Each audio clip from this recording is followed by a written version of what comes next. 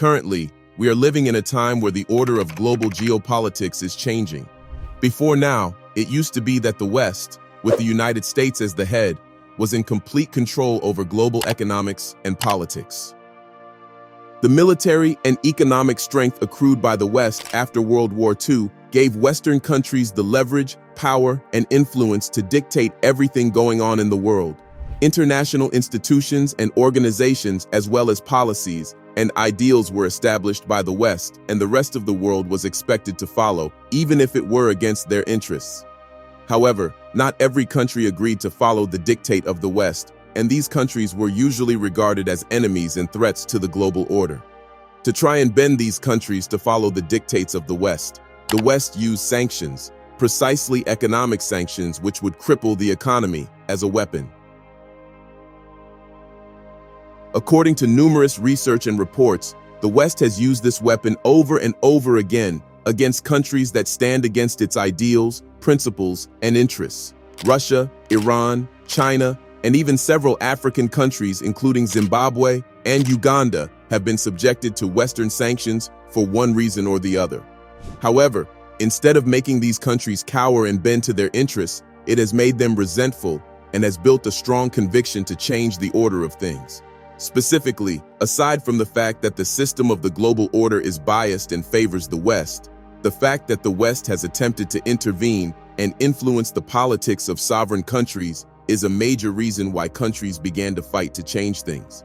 For instance, it is widely known that over the years, the West has pushed its political ideologies and interests to other countries through the use of international institutions such as the World Bank.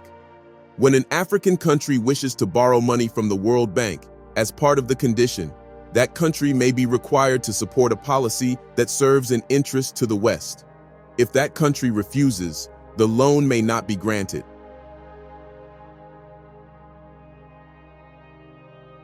This is, however, just one example of how the West has manipulated and persuaded countries to serve its interests. All these excesses have led to the establishment of an alliance known as BRICS, which is currently attempting to change the Western-dominated global system. Established by Brazil, Russia, India, China, and South Africa, the BRICS alliance is set to create a multipolar world that is free from the dominance of the West.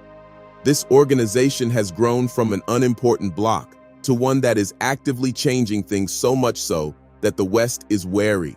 And they should be, because the greatest enemy and the greatest rival of the West, Russia and China, are both members of the group. All member countries of BRICS, including the 5 recently added, share a common goal, and that is to see the end of the Western-dominated system. The goal and purpose of the bloc have attracted so many countries, including African countries, and they have expressed their interest to join the BRICS alliance. So for countries like Mali, Niger, and Burkina Faso, whose leaders are anti-West, it shouldn't come as a surprise that they have also expressed interest in joining the bloc. Ordinarily, aligning with BRICS would have been impossible for Mali, Niger, and Burkina Faso because these nations were former French colonies, and France would never have allowed it. However, given the fact that the leaders in these countries are not puppets of France, but are in fact anti-imperialist leaders, aligning with BRICS has become possible. Since they expelled French troops and ended diplomatic relations with France, they have been free to make decisions that benefit their countries without any external obstacles. Earlier this year, the Prime Minister of Niger, Ali Mohamed Zeina, welcomed delegates from the BRICS group in Niamey, Niger. For delegates of BRICS to visit Niger, it meant that BRICS recognized Niger as a country that can be valuable to the bloc. Niger, like every other country in Africa, is home to abundant mineral resources, which are valuable to the world. As you know, Niger is the world's 7th largest producer of uranium, a key element in nuclear power production. In a world that is moving away from fossil fuels, uranium for the production of clean energy is increasingly becoming important. So, it's understandable why Niger is valuable to BRICS. Discussions between the delegates and Niger's prime minister revolved around the consolidation of economics and trade ties between Niger and the BRICS member state. Specifically, the focus was on potential collaborations in mining, agriculture, energy, and the transport sector. The collaboration between Niger and BRICS is based on mutual benefits. Niger is keen on advancing in these areas of its economy, and BRICS is well positioned to play a major role in developing Niger's infrastructure. Mali and Burkina Faso are also valuable additions to the BRICS alliance. Both countries are among the biggest producers of gold in Africa, and given that gold is increasingly becoming an important store of value, both countries are great additions to the bloc. Now, as you know, Niger, Mali, and Burkina Faso recently established the Confederation of the Alliance of the Sahel, which means that as Niger has expressed interest in the bloc, Burkina Faso and Mali will also be a part of it as well. Let's not also forget that the three countries also have strong ties with Russia, a founding member of BRICS. Since these military leaders became leaders in their countries, they have directed their countries to shift away from France and the West and move closer to Russia in terms of military and trade relations. The presence of Russia in Burkina Faso, Mali, and Niger is substantial and extensive.